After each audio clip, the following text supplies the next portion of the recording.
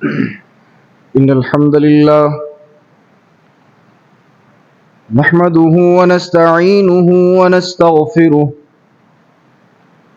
ونعوذ بالله من شرور أنفسنا ومن سيئات أعمالنا من يهده الله فلا مضل له ومن يضلله فلا هادي له وأشهد أن لا إله إلا الله وحده لا شريك له وأشهد أن محمدا عبده ورسوله أرسله بالحق بشيرا ونذيرا وداعيا إلى الله بإذنه وسراجا منيرا يا أيها الذين آمنوا اتقوا الله حق تقاته ولا تموتن إلا وأنتم مسلمون يا أيها الناس اتقوا ربكم الذي خلقكم من نفس واحدة وخلق منها زوجها وبث منهما رجالا كثيرا ونساء واتقوا الله الذي تساءلون به والأرحام إن الله كان عليكم رقيبا يا أيها الذين آمنوا اتقوا الله وقولوا قولا سديدا يصلح لكم أعمالكم ويغفر لكم ذنوبكم ومن يطع الله ورسوله فقد فاز فوزا عظيما أما بعد فإن خير الحديث كتاب الله وخير الهدي هدي محمد صلى الله عليه وسلم وشر الأمور محدثاتها وكل محدثة بدعة وكل بدعة ضلالة وكل ضلالة في النار أعوذ بالله من الشيطان الرجيم بسم الله الرحمن الرحيم يا أيها الذين آمنوا إن تنصروا الله ينصركم ويثبت أقدامكم.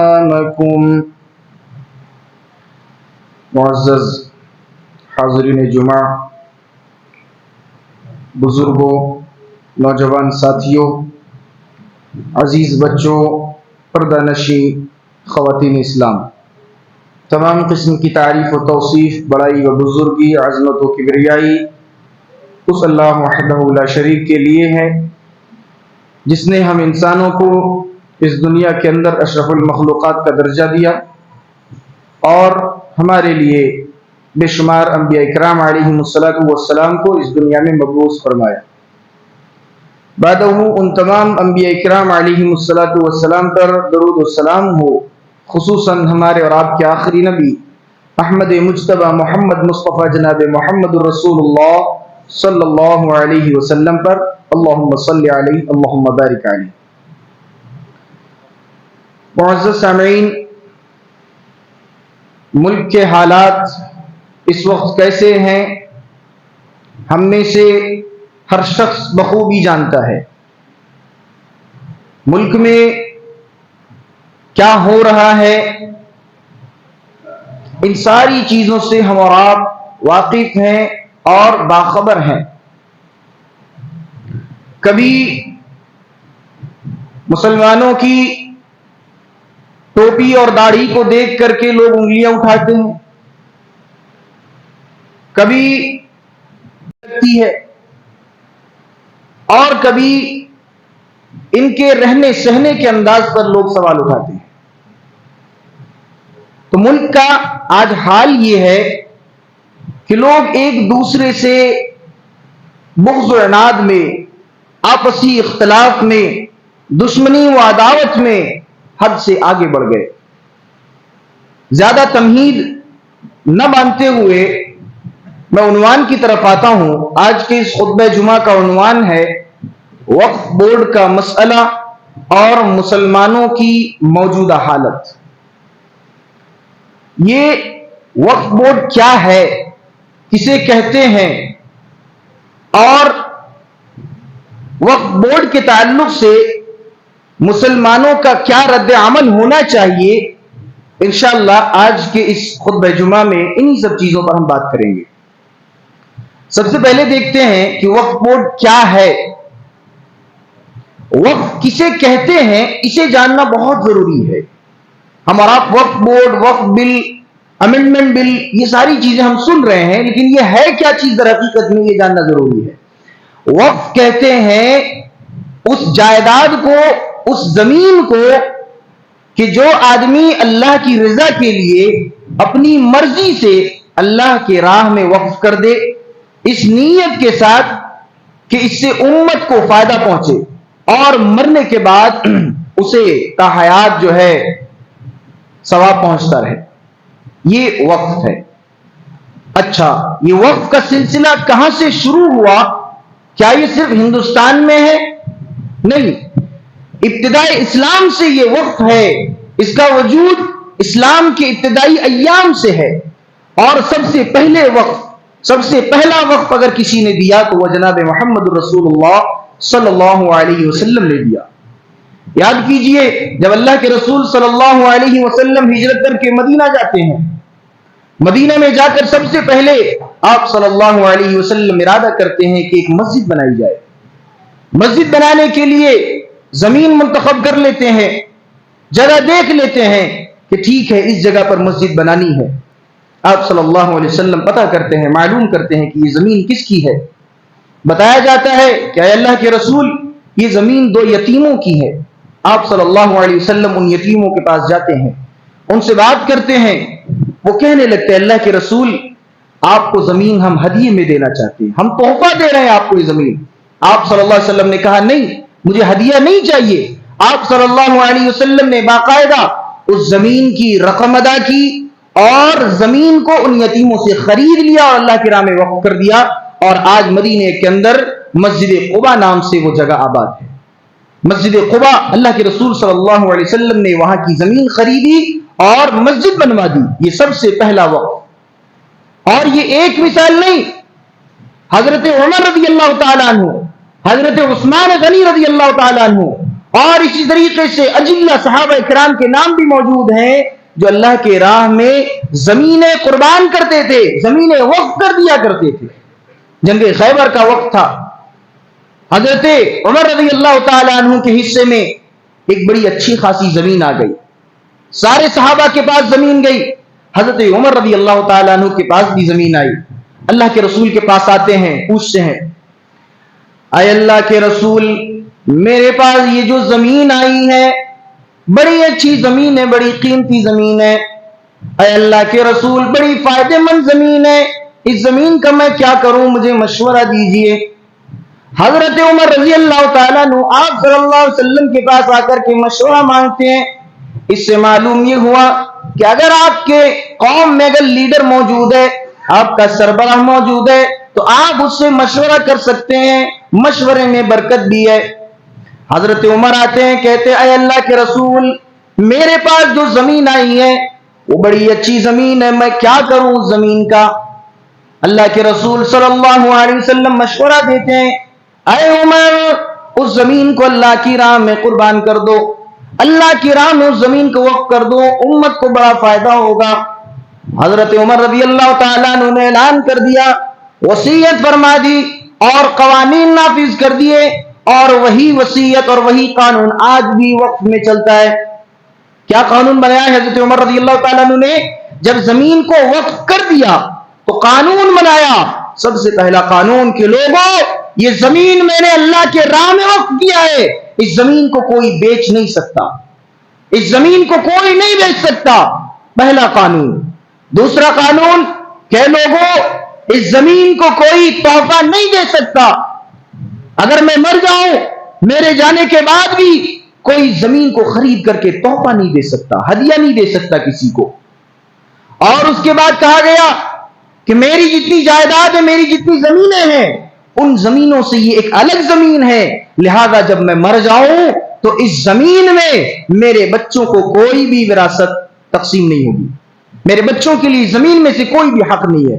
اور یہی وصیت اور یہی قانون آج بھی وقت میں چلتا تھا۔ پچھلے سال ایک اور مثال دیکھ لیتے ہیں، یہ حضرت عمر رضی اللہ تعالیٰ عنہ نے بھی وقت کی۔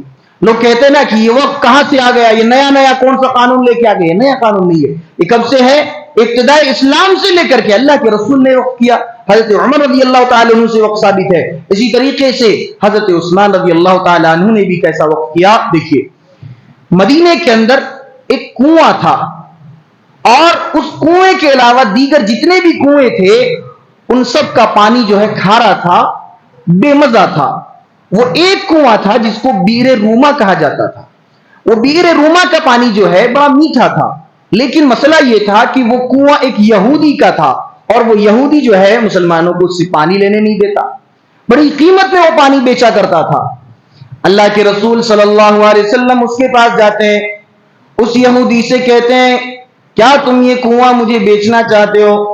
کہا ٹھیک ہے، میں بیچنا تو چاہتا ہوں لیکن میری قیمت اتنی زیادہ ہے، یعنی اس نے عام کنویں کی قیمت سے 10 گنا زیادہ بتا دیا۔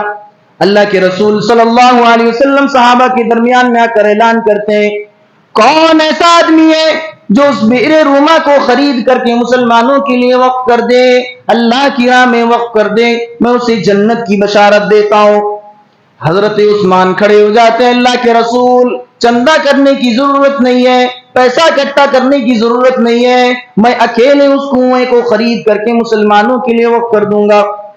حضرت عثمان سے بھی ثابت ہوا، حضرت عثمان رضی اللہ تعالیٰ نے وہ کنواں خریدا اور سارے لوگوں کے لیے وہ وقف کر دیا، سارے لوگ اس میں سے پانی پینے لگے، اور وہ آج بھی مدینے کے اندر وہ کنواں موجود ہے۔ تو یہ جو وقف کا معاملہ ہے یہ کوئی نیا معاملہ نہیں ہے، یہ کوئی نیا مسئلہ نہیں ہے، یہ بہت پرانا مسئلہ ہے، اور اسی کو ہم کنٹینیو کر رہے ہیں۔ اور اس میں برائی کیا ہے؟ ایک آدمی اگر اپنی زمین اپنے جو ہے فائدے کے لیے، امت کے فائدے کے لیے، لوگوں کے بھلے کے لیے، لوگوں کی خیر خواہی کے لیے اگر وہ وقف کر دے رہا ہے، اگر وہ ہبہ کر دے رہا ہے، اس میں مسئلہ کیا ہے؟ مسئلہ کیا ہے اس میں؟ لوگ اعتراض کرتے ہیں نا، نہیں وقف نہیں، کیوں نہیں کر سکتے بھائی؟ اور اسی چیز کو لے کر کے پچھلے سال 2024 میں اگست کی 8 تاریخ کو لوک سبھا میں ایک بل ڈالا گیا، ایک عرضی ڈالی گئی، وقف امینڈمنٹ کے نام سے ایک بل ڈالی گئی، اور جب بل ڈالا گیا تو سارے مسلمانوں نے، اسی طریقے سے اپوزیشن نے جو ہے اس کی مخالفت کی اور اس بل کو پاس ہونے اس وقت نہیں دیا۔ پھر کیا کیا گیا؟ جے پی سی کو وہ بل دیا گیا، جوائنٹ پارلیمنٹ کمیٹی کو دیا گیا، اور وہاں پر عرضی ڈالی گئی کہ جو ہے ہم وقف بل کے تعلق سے اس میں قوانین میں تبدیلی لانا چاہتے ہیں، اس کے قوانین کو ہم بدل دینا چاہتے ہیں۔ یہ ساری چیزیں لوگ نہیں جانتے، جاننا ضروری ہے، جاننا ضروری ہے، بلا وجہ صرف وقف بورڈ چلائیں گے تو حل نہیں ہوگا مسئلہ، جاننا بہت ضروری ہے کہ ہوا کیا ہے اصل میں۔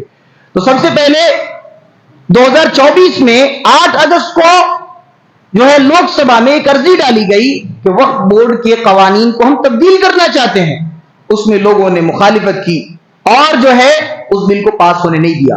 اب لوگوں نے جے پی سی میں جو ہے ایک عرضی ڈالی اور وہاں پر جو ہے تبدیلی کی اپیل کی گئی کہ ہم وقف بورڈ میں جو قوانین ہیں اس میں جو وصیتیں ہیں ہم انہیں بدلنا چاہتے ہیں۔ اور کیسی تبدیلی لانا چاہتے ہیں؟ آپ ذرا دیکھیے تبدیلی کیا ہے۔ سب سے پہلی تبدیلی 40 تبدیلی کا تذکرہ ہے، 40 تبدیلیاں لانا چاہتے تھے، اس میں سے پہلی تبدیلی کیا ہے کہ جو اس کا چیف آفیسر ہوگا وہاں کا وہ غیر مسلمان ہونا چاہیے، غیر مسلم ہونا چاہیے، وہ مسلمان نہیں رہ سکتا، یہ پہلا قانون۔ دوسری تبدیلی یہ کرنا چاہتے تھے کہ وقف بورڈ میں 11 ممبر ہوتے ہیں، 11 ممبر میں سے کہا گیا کہ 2 ممبر غیر مسلم ہوں گے۔ غیر مسلم کیوں بھائی؟ ہندوؤں کا بھی وقف بورڈ ایک بورڈ ہے، ایک ہندوؤں کا بھی بورڈ ہے، سکھوں کا بھی بورڈ ہے، اسی طریقے سے عیسائیوں کا بھی بورڈ ہے، معلوم ہونا چاہیے۔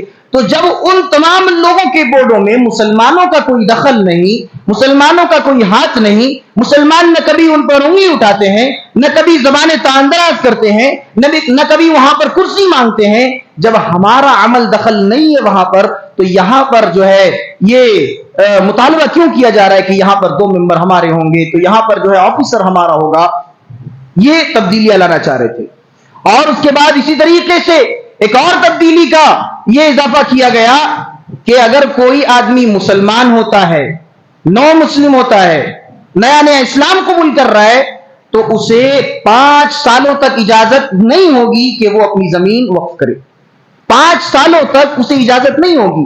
ان نو مسلم لوگوں کے لیے جو نئے نئے اسلام قبول کرتے ہیں، 5 سالوں تک اگر وہ چاہے کہ میں اللہ کی راہ میں زمین وقف کر دوں، اسے اجازت نہیں ہے۔ یہ ہے مسئلہ۔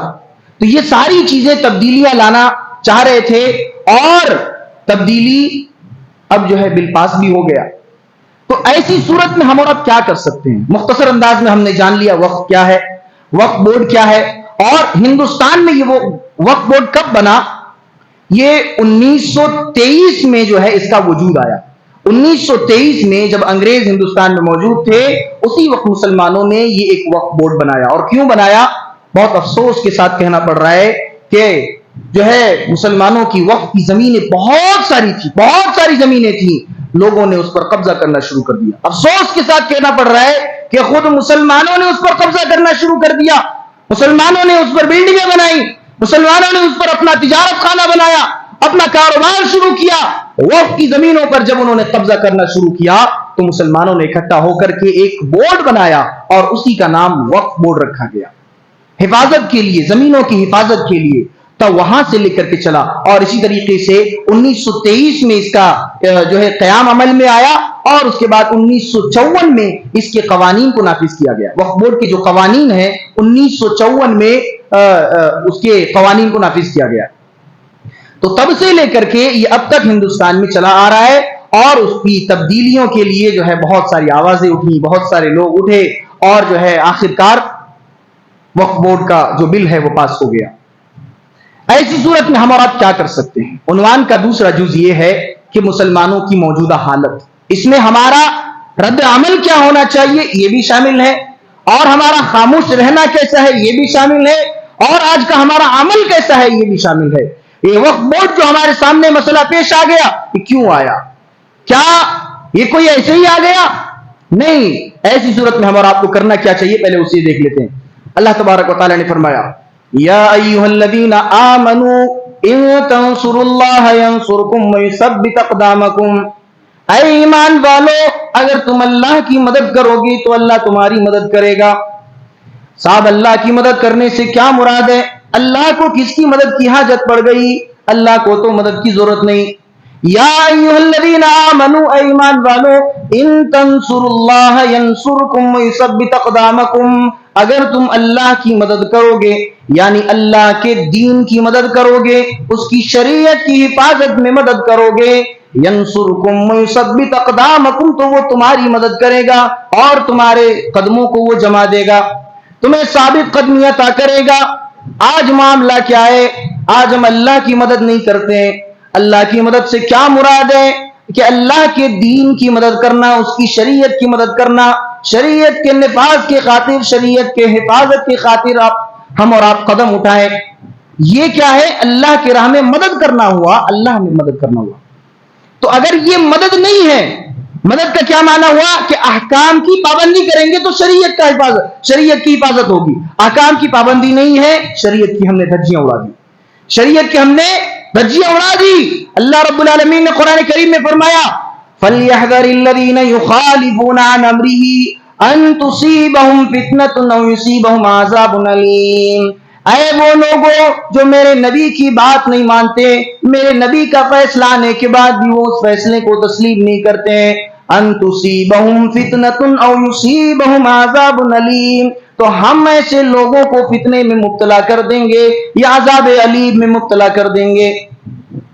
محمد بن جعفر اس آیت کی تفسیر میں لکھتے ہیں کہ فتنے سے مراد یہ ہے کہ اللہ رب العالمین مسلمانوں پر ساری حکومتوں کو مسلط کر دے گا اور سارے ظالموں کو مسلمانوں پر مسلط کر دے گا، آج وہی ہو رہا ہے. نبی کا فیصلہ کچھ ہے, اللہ کا فیصلہ کچھ ہے, اور ہمارا معاملہ الگ ہے. نہیں صاحب, ہم اللہ کے فیصلے کو نہیں مانتے, ہم رسول کے فیصلے کو نہیں مانتے. کہا گیا فَلْيَحْذَرِ الَّذِينَ يُخَالِفُونَ عَنْ أَمْرِهِ, اے وہ بندو ڈرو کہ تم اپنے رسول کی مخالفت کرتے ہو تو اللہ رب العالمین کے عذاب سے ڈرو اور اس فتنے سے ڈرو جس میں اللہ تمہیں مبتلا کر دے گا. آج ہم اور آپ فتنے میں مبتلا ہو گئے. رسول کی ہم نے نافرمانی کی, اللہ کی نافرمانی کی. اللہ رب العالمین نے ہمارے سامنے یہ اتنا بڑا فتنہ لا کر کھڑا کر دیا کہ آج ہم سے مسئلہ حل نہیں ہو پا رہا ہے. نہ ہمارے پاس اپنی سرکار, نہ ہمارے پاس اپنے نیوز رپورٹر, نہ ہمارے پاس کوئی جرنلسٹ, نہ ہمارے پترکار, کچھ بھی نہیں ہمارا. نہ ہم صحیح سے آواز اٹھا سکتے ہیں, نہ ہم اپنی آواز لوک سبھا تک پہنچا سکتے ہیں, نہ ہم اپنی آواز سرکار تک پہنچا سکتے ہیں. ہمارے پاس ایسا کوئی بھی ہتھیار نہیں ہے, ہمارے پاس ایسا کوئی بھی آلہ نہیں ہے, ہمارے پاس ایسا کوئی بھی سبب, ایسا کوئی جو ہے وسیلہ نہیں ہے کہ ہم اپنی آواز کو اتنا اٹھا سکیں, اپنی آواز کو یہاں تک پہنچا سکیں کہ ہماری بات مانی جائے, ہماری بات سنی جائے. نہیں ہے. کیوں؟ ہم نے رسول کی نافرمانی کی, ہم نے رب العالمین کی نافرمانی کی. جب رسول کی نافرمانی ہوگی, اللہ کی نافرمانی ہوگی, تو مسئلہ یہی آئے گا. اللہ نے کہہ دیا کہ فتنے میں مبتلا کریں گے, اور جو عذاب علیم کا وعدہ ہے وہ قیامت کے دن ضرور اللہ دکھائے گا. عذاب علیم میں بھی ہمیں مبتلا کیا جائے گا. رسول کی اطاعت کیا ہوتی ہے؟ ایک صحابی کا واقعہ ذرا غور سے سنیں.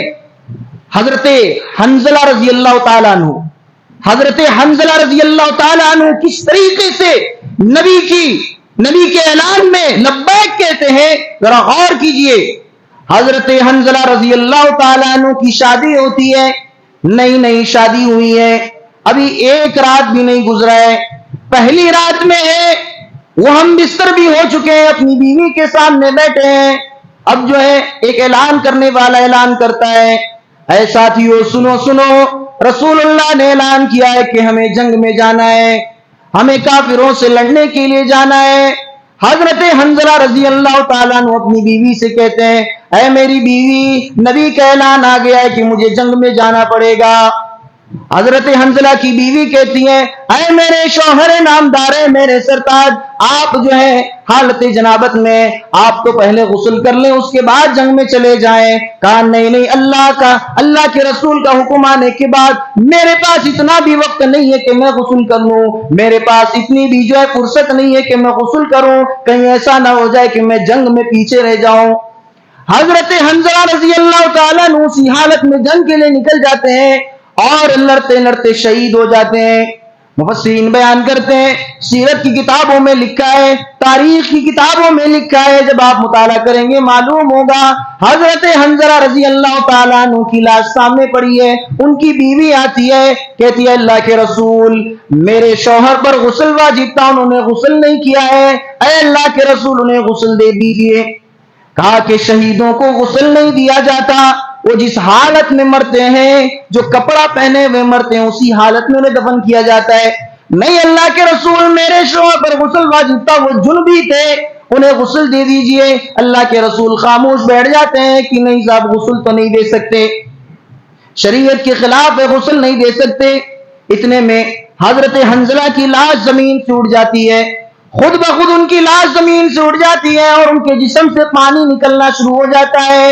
اللہ کے رسول کہتے ہیں ساتھیوں, اے صحابہ دیکھو یہ وہ صحابی ہے, یہی وہ صحابی ہے جس نے میری ایک بات کو سن کر کے غسل بھی کرنا مناسب نہیں سمجھا, اور بغیر غسل کے میری فرما برداری میں, میری اتباع میں اتنی جلدی لبیک کہتے ہوئے گھر سے نکل گئے کہ غسل کرنا بھی چھوڑ دیا. ان کا وہ مقام ہے, ان کا وہ مرتبہ ہے کہ دیکھو ان کے جسم سے پانی کی فوارے نکل رہے ہیں, پانی کے چھینٹے نکل رہے ہیں, انہیں فرشتے غسل دے رہے ہیں. کیا مقام, کیا مرتبہ, نبی کی اطاعت میں ایسا مقام ملا کہ اس آدمی کو فرشتے غسل دے رہے ہیں, فرشتے غسل دے رہے ہیں. تو اگر ہمارے اور آپ کے اندر اگر یہ نبی کے اطاعت کا جذبہ ہو, ہمارے اور آپ کے اندر نبی کے ایک حکم پر لبیک کہنے کا جذبہ ہو, تو ہم کامیاب ہیں, تو ہمارا مقام بلند ہوگا, تو ہماری سربلندی ہوگی. اللہ کا اعلان ہے وَأَنْتُمُ الْأَعْلَوْنَ إِن كُنتُم مُؤْمِنِينَ, ڈرو نہیں, خوف نہ کرو, وَأَنْتُمُ الْأَعْلَوْنَ, تم ہی سربلند رہو گے, تم ہی غالب رہو گے, تمہاری بادشاہت ہوگی, تمہاری حکومت ہوگی, تمہاری سرکار ہوگی. یہ ساری چیزیں کب ہوں گی؟ وانتم الاعلون ان کنتم مؤمنین، اگر تم مومن ہو جاؤ، تمہارے دل میں اگر ایمان ہے تو، نبی کی اطاعت کا جذبہ ہے تو، رسول کی اطاعت کا جذبہ ہے تو، اللہ کی اطاعت کا جذبہ ہے، تب جا کر کے ہم اور آپ کامیاب ہو سکتے ہیں۔ اگر نہیں ہے جذبہ، نہ اللہ اور اس کے رسول کی اطاعت کا جذبہ نہیں ہے، فرما برداری کا جذبہ نہیں ہے، ہم اور آپ کتنے بھی پیسے والے ہو جائیں، کتنے بھی ہم اور آپ جو ہیں اپنے دل میں بڑے بن جائیں کہ ہم بہت بڑے ہو گئے، اللہ کی نظر میں کچھ بھی نہیں، دنیا کی نظر میں بھی ہم اور آپ کچھ بھی نہیں۔ تو یہ پہلی چیز ہے کہ ہم اور آپ جو ہے رسول کی اتباع کریں، اللہ کی اتباع کریں، اللہ رب العالمین کی مدد آئے گی۔ اللہ کا وعدہ ہے یا ایھا الذین آمنوا ان تنصروا اللہ ینصرکم ویثبت اقدامکم، کیا ایمان والو اللہ کی مدد کرو، اللہ تمہاری مدد کرے گا اور تمہارے قدموں کو جما دے گا۔ یہ پہلی چیز۔ دوسری چیز کیا ہے کہ متحد ہو جاؤ، فرقوں فرقوں میں نہ بٹو۔ اللہ نے فرمایا وَاعْتَصِمُوا بِحَبْلِ اللَّهِ جَمِيعًا وَلَا تَفَرَّقُوا، اے لوگوں اللہ کی رسی کو ایک ساتھ ہو کر مضبوطی سے پکڑ لو، ایک ساتھ ہو کر مضبوطی سے تھام لو، فرقوں فرقوں میں نہ بٹو۔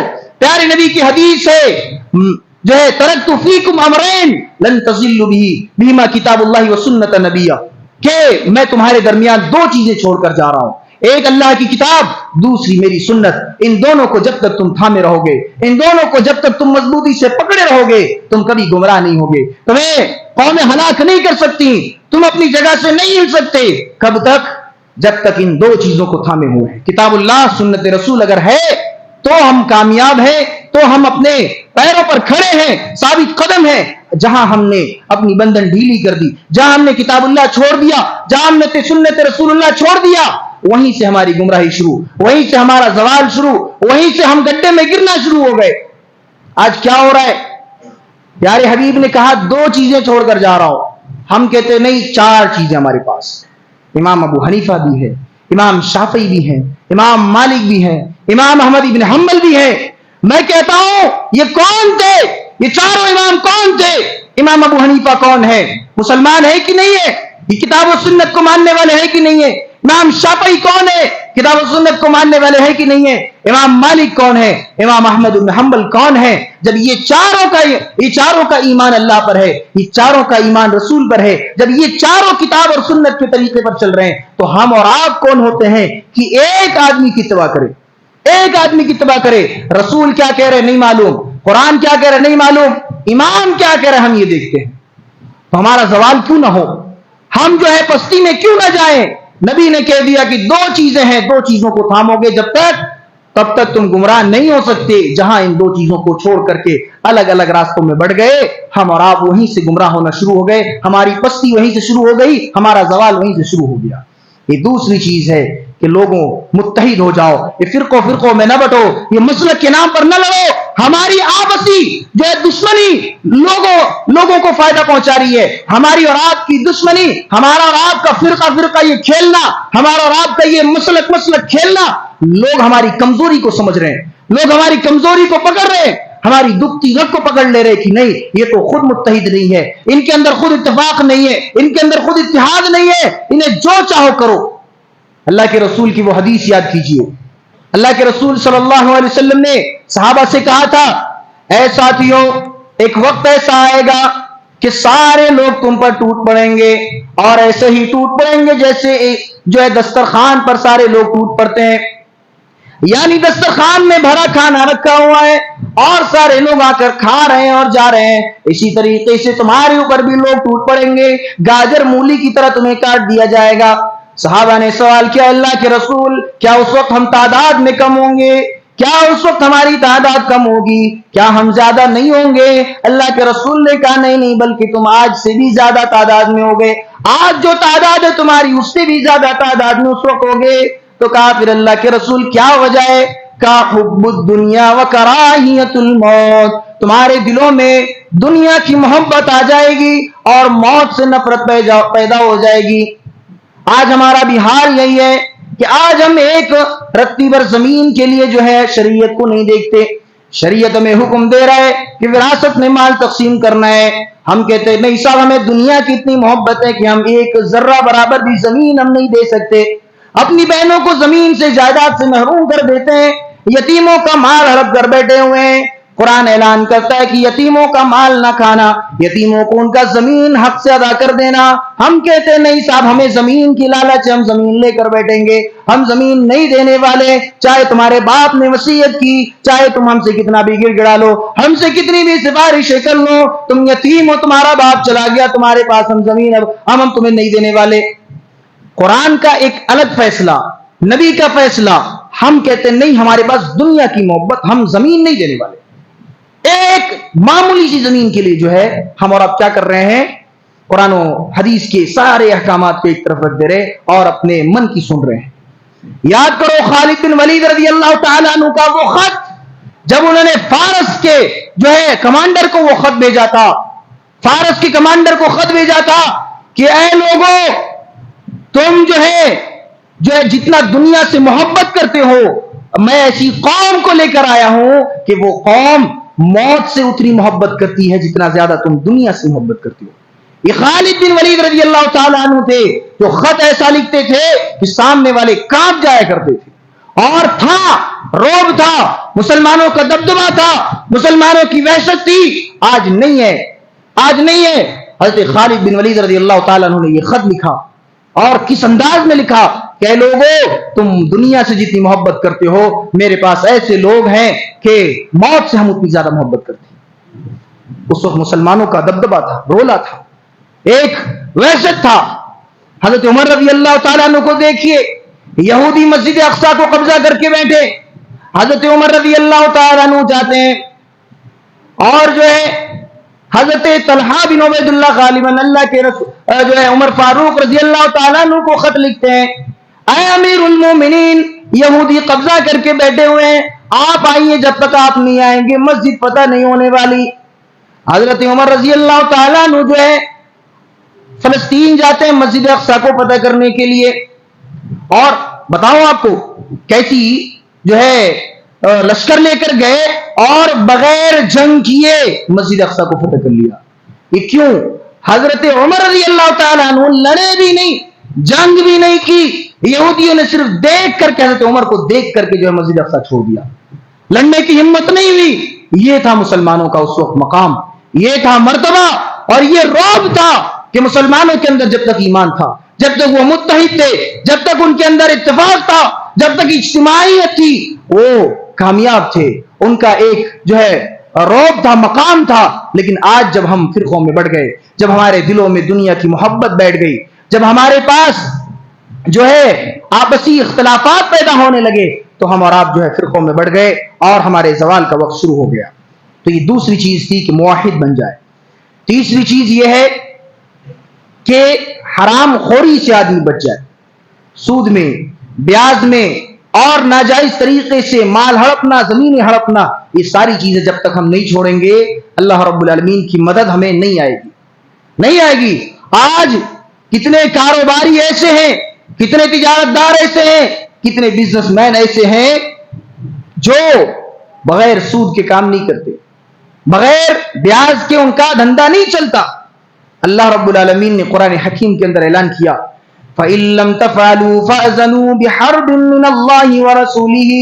اے وہ لوگوں جو سود اور بیاج کو نہیں چھوڑ سکتے، اے وہ لوگوں جو سود میں مبتلا ہو، جو بیاج میں مبتلا ہو، جو حرام طریقے سے سودی کاروبار کرتے ہیں، فَأْذَنُوا بِحَرْبٍ مِّنَ اللَّهِ وَرَسُولِهِ، تیار ہو جاؤ اللہ سے جنگ کرنے کے لیے، تیار ہو جاؤ اس کے رسول سے جنگ کرنے کے لیے۔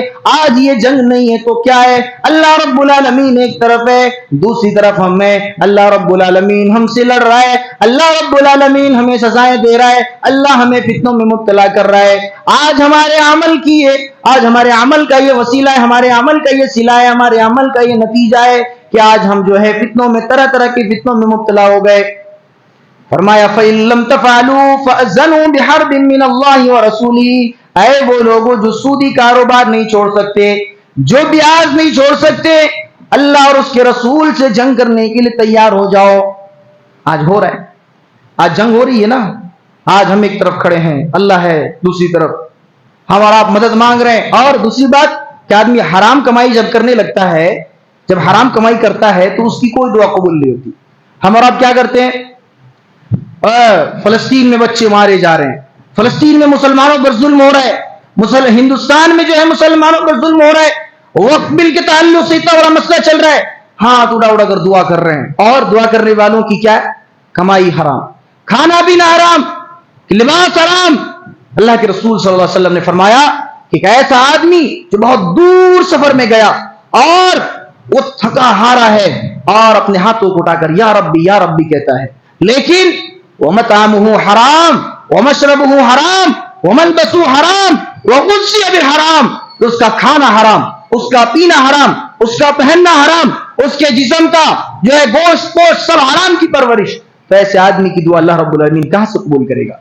تو ہمارے سامنے جو مسئلے ہیں, ہمارے سامنے جو فتنے ہیں, ہم لاکھ دعا کر لیں, لیکن اگر ہماری کمائی حرام ہے, ہمارا کھانا پینا حرام ہے, مسئلے حل نہیں ہو سکتے. حرام کاموں کو چھوڑنا پڑے گا, حرام کمائی کو چھوڑنا پڑے گا, سودی کاروبار کو چھوڑنا پڑے گا, بیاج کو چھوڑنا پڑے گا. جب تک نہیں چھوڑیں گے اللہ کی مدد ہمیں نہیں ملنے والی. تو یہ ساری چیزیں ہیں.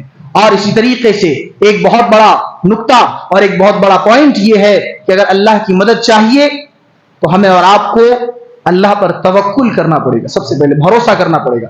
اگر اللہ پر بھروسہ نہیں ہے مدد نہیں آنے والی. دیکھیے حضرت موسیٰ علیہ السلام کو اللہ پر بھروسہ تھا. قرآن نے کہا کہ دونوں آپس میں ایک دوسرے کا مقابلہ کرنے لگے, یعنی قوم فرعون اور قوم موسیٰ ایک ساتھ آپس میں کھڑی ہے, سامنے سمندر ہے, دریا ہے, اور قوم موسیٰ کیا کہتی ہے, یا موسیٰ انا لمدرکون, اے موسیٰ ہم پکڑے گئے, ہم مارے جائیں گے, ہمیں پکڑ لیا جائے گا. حضرت موسیٰ علیہ السلام بڑے اطمینان سے کہتے ہیں قال کلا ان معی ربی سیہدین, ہرگز نہیں, میرا رب میرے ساتھ ہے, یقیناً وہ مجھے راہ دکھائے گا. یقین دیکھیے, توکل دیکھیے, سامنے دریا ہے, کون جانتا ہے کہ دریا میں راستہ بنے گا, کون جانتا ہے سمندر دو ٹکڑے میں بڑھ جائیں گے اور بیچ سے راستہ نکلے گا, یا جو ہے دشمن سامنے ہے پیچھے سے آ رہے ہیں, پھر بھی اتنے اطمینان کے ساتھ کہہ رہے ہیں کلا ان معی ربی سیہدین, میرا رب جو ہے مجھے اکیلا نہیں چھوڑے گا, یقیناً میرا رب مجھے جو ہے راستہ دکھائے گا. حضرت ابراہیم علیہ السلام کا وہ واقعہ دیکھیے. حضرت ابراہیم علیہ السلام کو نمرود جو ہے آگ میں پھینکنا چاہ رہا ہے, نمرود آگ میں پھینکنا چاہ رہا ہے. حضرت ابراہیم علیہ السلام کو یقین ہے کہ اللہ رب العالمین انہیں بچا لے گا, اللہ رب العالمین انہیں محفوظ کر لے گا, ان کی حفاظت کر لے گا. یقین دیکھیے کیسا یقین ہے, آگ میں کود دیتے ہیں, آگ میں پھینک دیا جاتا ہے. ادھر اللہ رب العالمین اس آگ کو اعلان کرتا ہے, اس آگ سے مخاطب ہو کر کہتا ہے یا نار کونی بردا وسلاما علی ابراہیم, اے نار, اے آگ, تو میرے بندے ابراہیم کے لیے ٹھنڈی ہو جا, سلامتی والی آگ بن جا. حضرت ابراہیم علیہ السلام آگ میں تو گرے, لیکن وہ آگ حضرت ابراہیم کو جلائی نہیں, بلکہ وہ آگ جو ہے حضرت ابراہیم علیہ السلام کے لیے سلامتی کا ذریعہ بن گئی. یہ توکل اگر ہے تو اللہ کی مدد آئے گی. توکل نہیں ہے, کسی بھی صورت میں گڑ گڑا لیں, مدد مانگ لیں, کتنا بھی کچھ کر لیں, توکل نہیں ہے, اللہ پر بھروسہ نہیں ہے, اللہ پر اعتماد نہیں ہے, مدد نہیں آنے والی. اور اسی طریقے سے بہت سارے واقعات ہیں. حضرت یونس علیہ السلام کو دیکھیے, مچھلی کے پیٹ کے اندر ہے, دعا کرتے ہیں اے اللہ تو ہی مجھے بچا سکتا ہے, لا الہ الا انت سبحانک انی کنت من الظالمین, اے اللہ تو میری مدد کر سکتا ہے, تو پاک ہے, تیرے علاوہ کوئی معبود نہیں, تو پاک ہے, اللہ میں ظالموں میں سے ہوں. آج ہمارے خطا بھی ایسے ہیں, آج ہمارے گناہ بھی ایسے ہیں کہ آج ہم اور آپ اپنے گناہوں کی وجہ سے جو ہے فتنوں میں مبتلا ہے. حضرت یونس علیہ السلام کو بھروسہ تھا کہ اللہ انہیں بچائے گا. مچھلی کے پیٹ کے اندر جا کر کے وہ کیسے زندہ واپس آئیں گے, کسی نے سوچا کیسے؟ لاجیکلی آپ سوچیں, کوئی لاجک بنتا ہے کہ مچھلی کے پیٹ کے اندر جائے, وہاں انہیں آکسیجن مل جائے, وہاں انہیں کھانا پانی ملے, یا وہاں سے دوبارہ زندہ واپس آئے؟ کسی نے نہیں سوچا. لیکن اللہ رب العالمین نے انہیں وہاں پہ صحیح سلامت محفوظ نکالا. اور یہ حضرت جو ہے یونس علیہ السلام کا اعتماد تھا, یہ بھروسہ تھا, اور یہ اللہ رب العالمین پر ان کا توکل تھا, جس کے نتیجے پر اللہ رب العالمین نے انہیں مچھلی کے پیٹ کے اندر سے جو ہے نجات دلائی. تو یہ ساری چیزیں تھیں اس ضمن میں. تو ہمیں اور آپ کو چاہیے کہ میرے بھائیوں اپنے اعمال کی اصلاح کریں, اپنے گناہوں پر شرمندہ ہو جائیں, اور اپنے نفس کا محاسبہ کریں. آج دیکھیں کہ ہم اور آپ کن کن گناہوں میں مبتلا ہیں.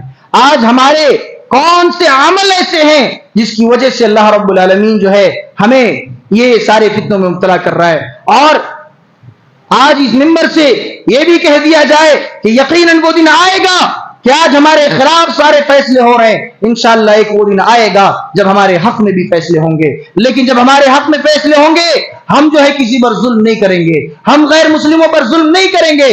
فتح مکہ کا وہ دور، فتح مکہ کا وہ منظر ہم دوبارہ ریپیٹ کریں گے، ہم دوبارہ دہرائیں گے۔ اللہ کے رسول صلی اللہ علیہ وسلم مدینہ سے تقریباً 8 سال کے بعد مکہ واپس آتے ہیں، مکہ فتح کرتے ہیں، صحابہ کرام خوش ہیں کہ آج سب کی گردنیں اڑائیں گے۔ آج جو لوگ ہمیں نکالا کرتے تھے 7-8 سال پہلے، جو ہمیں دھکے مار کر مکے سے نکالا کرتے تھے، آج ہم ان کی گردنیں اڑائیں گے، آج ہماری تلوار ہوگی اور ان کی گردنیں ہوں گی۔ پیارے حبیب صلی اللہ علیہ وسلم سر کو جھکاتے ہوئے بہت ہی آہستہ قدموں سے مکہ میں داخل ہوتے ہیں، اعلان کرتے ہوئے داخل ہوتے ہیں، لا تثریب علیکم اليوم، اے لوگوں آج کے دن کسی پر ظلم نہیں ہوگا، جاؤ آج کے دن ہم نے سب کو معاف کر دیا۔ وہی فتح مکہ کا منظر ہم دہرائیں گے، یقیناً اللہ رب العالمین وہ دن بھی لے کر آئے گا کہ آج ہماری زمینیں لی جا رہی ہیں، آج ہمارے مساجد پر سب کے جو ہے سب کی انگلیاں اٹھ رہی ہیں، آج ہمارے دینی اداروں پر لوگ نظریں جمائے ہوئے ہیں، آج ہماری زمینوں کو ہڑپنے کی کوششیں کی جا رہی ہیں۔ آج ٹھیک ہے تم لے لو ہماری زمینیں، لیکن یاد رکھنا ایک دن آئے گا کہ ساری زمینیں ہماری ہوں گی، ساری مساجد ہمارے ہوں گے، ساری عبادت گاہیں ہماری ہوں گی، سارے دینی ادارے بھی ہمارے ہوں گے، اور ہم یقیناً کسی پر ظلم نہیں کریں گے۔ فتح مکہ کا وہی منظر دہرائیں گے جو اللہ کے رسول صلی اللہ علیہ وسلم نے اپنے اعلیٰ ظرفی کا مظاہرہ کرتے ہوئے، اپنے اخلاق کے بلند ہونے کا جو ہے مظاہرہ کرتے ہوئے ساری امت کو یہ پیغام دے دیا تھا کہ ہم وہ قوم نہیں ہے، مسلمان وہ قوم نہیں ہے جو بربریت چاہتی ہو، مسلمان وہ قوم نہیں ہے جو ظلم و تشدد چاہتی ہو، مسلمان وہ قوم نہیں ہے جو لڑائی جھگڑا چاہتی ہو، مسلمان ہرگز وہ قوم نہیں ہے جو جنگ و جدال چاہتی ہو، جو قتال چاہتی ہو۔ ہم تو وہ قوم ہے صاحب جو 8 سال بعد بھی اگر کسی شہر میں داخل ہو رہے ہیں، اور ایسی شہر میں جہاں سے ہمیں دھکے مار کر نکالا گیا تھا، اس کے باوجود بھی ہم وہاں کے لوگوں کو معاف کر رہے ہیں۔ ہم اسی نبی کے امتی ہیں، ہم اسی نبی کے پیروکار ہیں، اور یقیناً ہمارے دل میں اللہ رب العالمین ہمارے اس نبی کی وہ محبت بھی ڈال دے گا کہ ہم اسی نبی کے طرز پر بھی چلیں گے اور وہی کارنامہ انجام دے کر دکھائیں گے جو ہمارے نبی نے دکھایا تھا۔ تو ہماری طرف سے کوئی ظلم نہیں ہوگا، آج ہو رہا ہے، ہم اللہ سے دعا کریں گے کہ اللہ رب العالمین ہمارے لیے معاملوں کو آسان کر دے۔ آئیے اللہ رب العالمین سے دعا کرتے ہیں کہ اللہ تبارک و تعالی ملک میں جو حالات مسلمانوں کے سامنے ہیں، اے اللہ ان تمام حالات سے مسلمانوں کو سامنا کرنے کی ہمت دے۔ اے اللہ ہم تمام مسلمان جتنے فتنوں میں مبتلا ہیں، جتنی مصیبتوں میں مبتلا ہیں، اے اللہ ان تمام فتنوں سے، ان مصیبتوں سے ہمیں نجات دے دے۔ اے اللہ ہم تمام لوگوں کے لیے یہ سارے مسائل آسان کر دے۔ اے اللہ ہم تمام لوگوں کے اخلاق سے لوگوں کو جو ہے متاثر ہونے کی توفیق دے۔ اے اللہ ہمارا اخلاق اتنا بلند کر دے، ہمارا اخلاق اتنا معیاری بنا دے کہ لوگ ہمارے اخلاق کو دیکھ کر کے جو ہے ہم پر رشک کریں۔ اے اللہ ہمارے دلوں میں تیری اور تیرے رسول کی سچی محبت پیدا کر دے۔ اے اللہ ہمارے دلوں میں تیری اور تیرے رسول کی اطاعت پیدا کر دے۔ اے اللہ ہمیں قرآن و حدیث کے مطابق اپنی زندگی گزارنے کی توفیق عطا کر دے۔ اے اللہ ہمارے پاس جتنے بھی گناہ ہیں، اے اللہ ہم خطا کار ہیں، ہم معصیت کار ہیں، اے اللہ ہم نے بہت خطائیں کی ہیں اور یقیناً ہمارے خطاؤں کا یہ نتیجہ ہے۔ اے اللہ ہم تجھ سے معافی مانگتے ہیں، اے اللہ تو ہمارے ان خطاؤں کو معاف فرما دے، اے اللہ ہمارے ان گناہوں کو تو بخش دے دے۔ اے اللہ ہماری جو ٹوٹی پھوٹی عبادتیں ہیں، اے اللہ ہماری جو نیک عبادتیں ہیں، اے اللہ ہم ان کا وسیلہ لگا کر کے تجھ سے دعا کرتے ہیں۔ اللہ ملک میں یہ جو حالات پیدا ہو گئے ہیں، ان حالات کو اللہ تو آسان کر دے۔ اے اللہ ہم ان سارے سجدوں کا وسیلہ لگا رہے ہیں جو خالص تیرے لیے ہم نے سجدے کیے۔ اے اللہ ہماری پیشانی کا ہر ایک وہ سجدہ جو صرف تیرے لیے ہوا، اے اللہ ہماری پیشانی جب جھکی اور جب جھکی تیرے لیے جھکی، اے اللہ ان سارے سجدوں کا وسیلہ ہے۔ اے اللہ ملک کے حالات کو تو پرسکون بنا دے۔ اے اللہ ملک میں جو سیاست دانوں کی یہ جو مخالفتیں ہیں، سیاست دانوں کی جو چال بازیاں ہیں، اے اللہ ان کے چال بازیوں سے، ان کے مکر و فریب سے ہماری حفاظت فرما۔ اے اللہ ہمیں جب تک اس دنیا میں زندہ رکھ، حالت اسلام میں زندہ رکھ، اور جب ہمارا خاتمہ ہو تو خاتمہ بالخیر ہو۔ اقول قولی هذا واستغفر الله لي ولكم ولسائر المسلمين انه تعالى جواد ملك بر رؤوف رحيم۔